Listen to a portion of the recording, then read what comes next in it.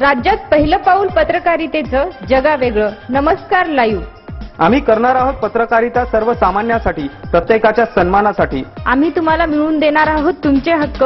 आमचा लढा असणार आहे तुमच्या प्रत्येक वेदनेसाठी. नमस्कार live. WhatsApp, Facebook, Twitter, email यांच्या माध्यमातून तुम्हाला मिळणार आहे जगाची खबरबात. नमस्कार लाईव्ह, बातमी तुमच्या जवळ.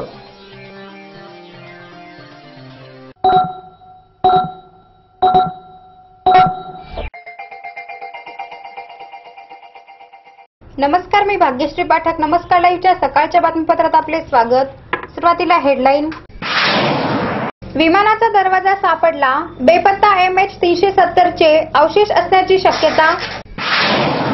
नाशिकमध्ये कृत्रिम पावसाचा प्रयोग, ढगांवर 2 रॉकेटचा मारा. शेती व्यवसायाशी निगडीत कर्जाचेही पुनर्गठन करावे, स्वाभिमानीचे जिल्हाध्यक्ष प्रल्हाद हिंगोले यांची मागणी.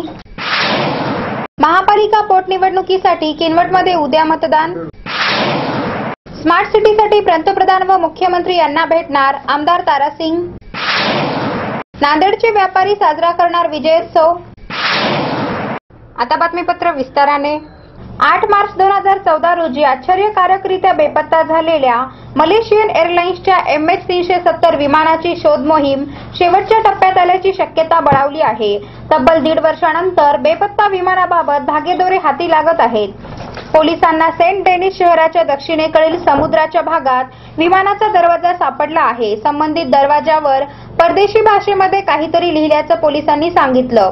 बुधवारी याच परिसरात विमानाच्या पंख्याचा एक भाग सापडला होता. विशेष म्हणजे बेपत्ता झालेलं मलेशियन एअरलाइन्सचं विमान ज्या बोईंग 777 जातीचं होतं त्याच जातीचे हे दोन्ही अवशेष आहेत.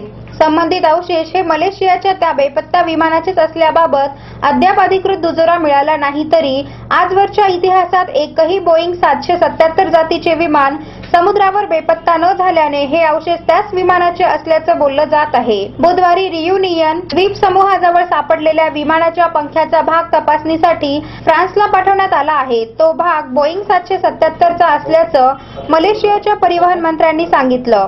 8 मार्च 2014 रोजी मलेशियन एअरलाइन्सचं क्वालालपूरहून बीजिंगला जाणारं MH370 हे विमान उड्डाणानंतर काही वेळातच बेपत्ता झालं होतं. विमानात 7 कर्मचाऱ्यांसह 239 जण प्रवास करत होते. विमान बेपत्ता होण्यामागे अपहरणापासून क्रॅशिंग आणि अपघातापासून विमान मिसाईलने पाडलं गेल्यापर्यंत अनेक तर्कवितर्क लढवले गेले.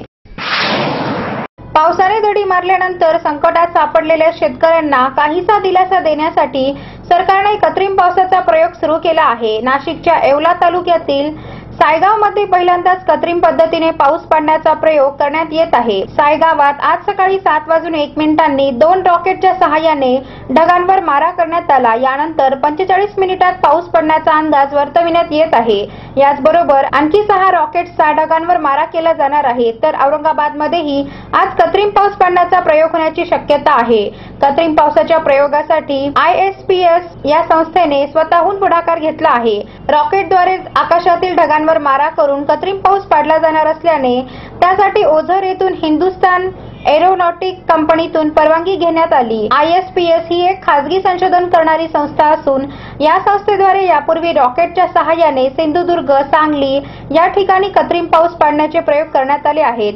या सर्व प्रयोगाचा खर्च आणि रॉकेटसाठी लागणारा खर्च ही संस्था स्वतःच करत असते आणि शासनाकडून त्यांना केवळ परवानगी आणि मदत दिली जाते.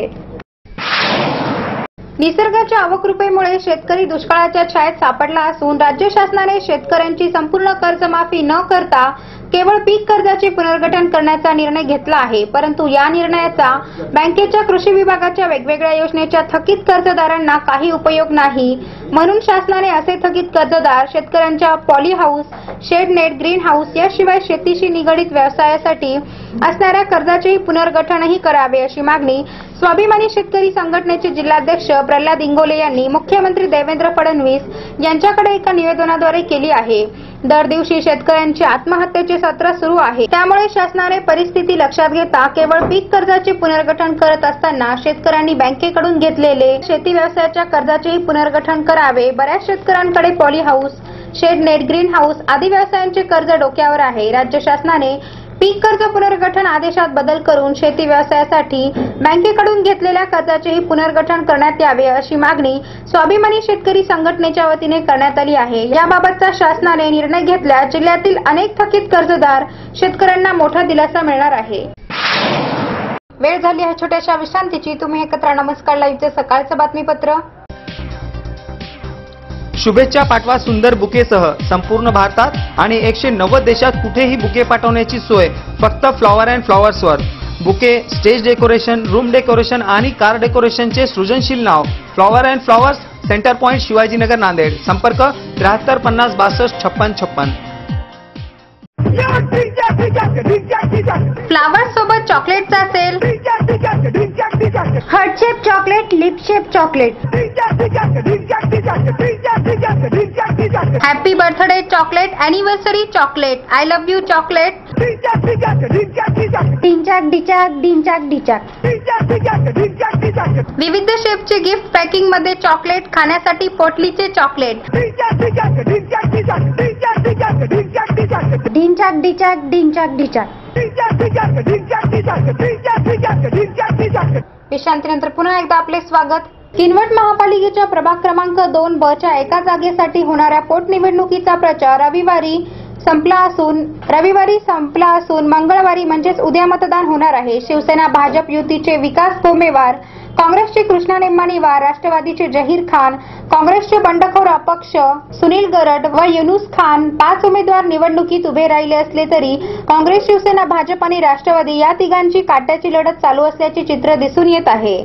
अवैध बांधकाम प्रकरणी जिल्हाधिकारी यांनी काँग्रेसचे नगरसेवक 2 वेळा नगराध्यक्ष असलेले व्यंकटराव निंबाणीवार यांचे नगरसेवक पद रद्द झाल्याने ही पोटनिवडणूक होत आहे। काँग्रेसने यांचे पुत्रालाच उमेदवारी दिल्याने शहरातील काँग्रेसमधील एक गट नाराज आहे, तर राष्ट्रवादीने बहुमतासाठी एका मताची पालिकेत गरज असल्याने काँग्रेसची युती न करता स्वतंत्र उमेदवार उभा केला आहे। सध्या राष्ट्रवादीचे पालिकेत 8 सदस्य आहेत। पक्षाच्या उमेदवारासाठी आमदार प्रदीप नाईक, नगराध्यक्ष साजिद खान प्रचार करत आहेत। प्रचाराच्या शेवटच्या दिवशी भाजपचे माजी खासदार डी.बी. पाटील, अशोक पाटील सूर्यवंशी, शिवसेनेचे जिल्हा प्रमुख मिलिंद देशमुख, बी.डी. चव्हाण यांनी फेरीत प्रचारात सहभाग घेतला होता। तिरंगी स्पर्धा असल्याने शिवसेना, काँग्रेस, राष्ट्रवादीची ताकद पणाला लावली असल्याने मतमोजणीतच विजयी उमेदवाराचे नाव कळेल असे मत व्यक्त केले जात आहे। नांदेड शहराचा स्मार्ट सिटी योजनेत समावेश करावा याकरिता राज्याचे मुख्यमंत्री देवेंद्र फडणवीस यांना भेटून निवेदन दिले असून त्याचा पाठपुरावा मी नक्कीच करणार, तसेच पंतप्रधान नरेंद्र मोदी यांना सुद्धा भेटून निवेदन देणार असल्याचे सचखंड गुरुद्वारा बोर्डाचे अध्यक्ष आमदार सरदार तारासिंग यांनी एका पत्रकार परिषदेत बोलताना सांगितले। सचखंड गुरुद्वारा बोर्डाच्या वतीने शीख समाजातील 10वी व 12वी वर्गातील गुणवंत विद्यार्थ्यांचा सत्कार करण्यात आला। यावेळी एकूण 90 विद्यार्थ्यांचा सत्कार करण्यात आला। यावेळी विद्यार्थ्यांना प्रमाणपत्र, कॅल्क्युलेटर, पेन हे शैक्षणिक उपयोगी साहित्य देण्यात आले। यावेळी त्यांच्या आई वडिलांचा सुद्धा सत्कार करण्यात आला। तसेच गुरुद्वारा बोर्डाच्या 82 कर्मचाऱ्यांना कालबद्ध पदोन्नती देण्यात आली, तर 3 सेवानिवृत्त सचखंड गुरुद्वारा बोर्डाच्या कर्मचाऱ्यांचा यावेळी सत्कार करण्यात आला। पुढे बोलताना आमदार तारासिंग म्हणाले की गुणवंत विद्यार्थ्यांचा सत्काराचा आणि कर्मचाऱ्यांना पदोन्नती दिल्याने गुरुद्वारा बोर्डावर काही खर्चाचा बोजा वाढला, पण हे सर्व पैसे शीख समाजाचेच आहेत। त्यांच्याच प्रगतीसाठी खर्च करणे माझी जबाबदारी आहे। चांगले काम करत असताना माझ्याकडून काही चूक झाली तर सर्वांनी माझ्या विरुद्ध सुद्धा आवाज उठवावा आणि मी करत असलेल्या चुकीच्या कामांना सार्वजनिक करून आक्षेप घ्यावा असे त्यांनी सांगितले। या कार्यक्रमाच्या वेळी व्यासपीठावर सचखंड गुरुद्वारा बोर्डाचे सचिव सरदार परमज्योत सिंग चाहेल, सदस्य सरदार गुरमीत सिंग महाजन, रणजित सिंग कामठेकर, सरदार राजिंदर सिंग, सरदार रविंद्र सिंग बुंगई, सचखंड गुरुद्वारा बोर्डाचे अधीक्षक रणजित सिंग चिराकिया आदींची यावेळी उपस्थिती होती। या कार्यक्रमाचे सूत्रसंचालन सरदार शरण सिंग सोडी यांनी केले, तर आभार प्रदर्शन सरदार रणजित सिंग चिराकिया यांनी मानले। जुलै महिन्यात महापालिकेने राबवलेल्या एलबीटी अभय योजनेअंतर्गत मनपास केवळ 1.25 कोटीचा महसूल मिळाला असून व्यापाऱ्यांना दिलेल्या शास्ती व व्याज माफीमुळे संभाव्य 1 कोटीच्या महसुलावर मात्र महापालिकेला पाणी सोडावे लागले. शासनाने या मोहिमेला मुदतवाढ दिली असून व्यापाऱ्यांना आपले प्रस्ताव 15 ऑगस्ट 2015 पर्यंत दाखल करता येणार आहे. एलबीटी बंद करण्याची घोषणा करताना या कराच्या कार्यक्षेत्रातील व्यापाऱ्यांना दिलासा देण्यासाठी शासनाने आजपर्यंत एलबीटी वेळेवर भरण्यास विलंब करणाऱ्या अथवा चुकवेगिरीचा प्रयत्न केलेल्या व्यापाऱ्यांना लागणारा दंड, शास्ती व व्याज माफ करणारी अभय योजना जाहीर केली होती. या अंतर्गत 4 ते 31 जुलै 2015 दरम्यान व्यापाऱ्यांना प्रस्ताव दाखल करण्याचे आवाहन केले होते. नांदेड महापालिकेच्या स्थानिक संस्था कर विभागात या योजनेचा लाभ घेण्यासाठी कालपर्यंत सुमारे 4000 व्यापाऱ्यांनी प्रस्ताव दाखल केल्याची माहिती मिळते. नांदेड महापालिका अभय योजनेपूर्वी 6667 व्यापाऱ्यांनी स्थानिक संस्था कराची नोंदणी केली आहे. अभय योजना लागू झाल्यानंतर 4 ते 30 जुलै 2015 या कालावधीत 2271 व्यापाऱ्यांनी आपले प्रस्ताव या योजनेत सहभागी होऊन सवलतीचा लाभ मिळण्यासाठी दाखल केले आहेत. दिनांक 31 जुलै 2015 हा योजनेचा शेवटचा दिवस होता. सायंकाळपर्यंत शासनाने योजनेच्या मुदतवाढीची घोषणा केली नसल्याने 31 जुलै रोजी एकाच दिवशी तब्बल 1897 व्यापाऱ्यांनी प्रस्ताव दाखल केले आहेत. त्यामुळे या कालावधीतील व्यापाऱ्यांची एकूण संख्या आता 4168 झाली आहे. आता बातम्या संक्षिप्त स्वरूपात. भूसंपादन विधेयकात केले जाणारे बदल शेतकरी विरोधी, सोनिया गांधी. भ्रष्टाचाराचे आरोप असलेल्या मंत्र्यांनी राजीनामे द्यावेत, काँग्रेस उपाध्यक्ष राहुल गांधी यांची मागणी. मॅगी वादावर आज होणार मुंबई उच्च न्यायालयात निर्णय. सर्वपक्षीय बैठकीत मागणी झाली तर पीएम मोदीकडून संसदेत निवेदन सादर करण्याची शक्यता, व्यंकय्या नायडू. नांदेड हिंगोली मार्गावरील आसना पुलाजवळ कार आणि ट्रकच्या अपघातात दोघांचा मृत्यू. आजचे वाढदिवस. गणेश चोपडे, अभि बेंद्रे, श्रीकांत गाडगे, स्वप्नील गादगे, सुशांत कदम, भगवान जाट, निखिल जगताप, यशवंत देसाई, विनोद राठी या सर्वांना व आज असलेल्या सगळ्यांच्या वाढदिवसाला नमस्कार लाईव्हतर्फे वाढदिवसाच्या हार्दिक शुभेच्छा. निधन वार्ता. शेषराव लक्ष्मणराव पवार, सुलोचनाबाई शिवराज देशमुख, भालचंद्र विनायकराव देशपांडे. आजचा सुविचार.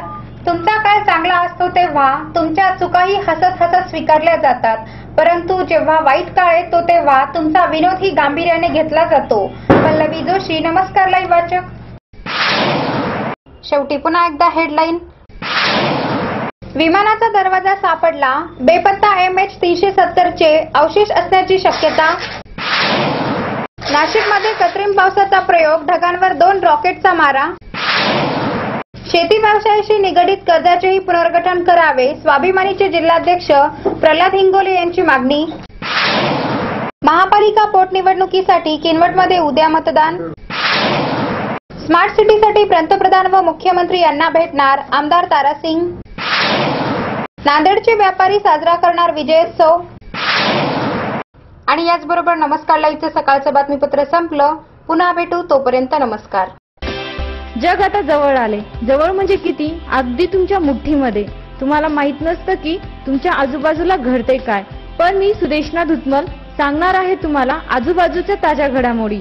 नमस्कार लाईव्ह बातमी तुमच्याजवळ.